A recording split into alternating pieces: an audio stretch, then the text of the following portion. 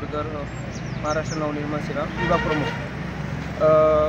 गेल्या अनेक दिवसांपासून रायपूर पोलीस स्टेशनच्या अंतर्गत रायपूर, पिंपळगाव सराई, सैलानी, सिंदखेड, मातला या ठिकाणी मोठ्या प्रमाणात अवैध धंदे जसे की वरली, मटका, दारू याची मोठ्या प्रमाणात विक्री होत असून हे लवकरात लवकर बंद झाले पाहिजे।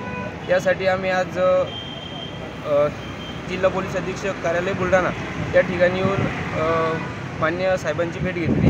त्यांनी आम्हाला असे आश्वासन दिले की लवकरात लवकर या सगळ्या गोष्टीवर आम्ही तात्काळ कारवाई करू, असे आश्वासन त्यांनी आम्हाला दिले। आम्ही त्यांच्या आश्वासनाची 8 दिवसापर्यंत वाट बघू, अन्यथा मनसेच्या वतीनं मोठ्या प्रमाणात आंदोलन त्या ठिकाणी उभं करू।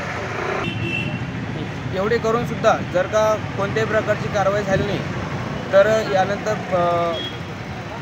नागरिक व कायदा हातात घेतल्याशिवाय राहणार नाही। त्यामुळं राज्यामध्ये किंवा आपल्या भागामध्ये अराजकता माजेल आणि यानंतर मनसे स्टाईलनं मोठ्या प्रमाणामध्ये आंदोलन उभं करण्यात येईल।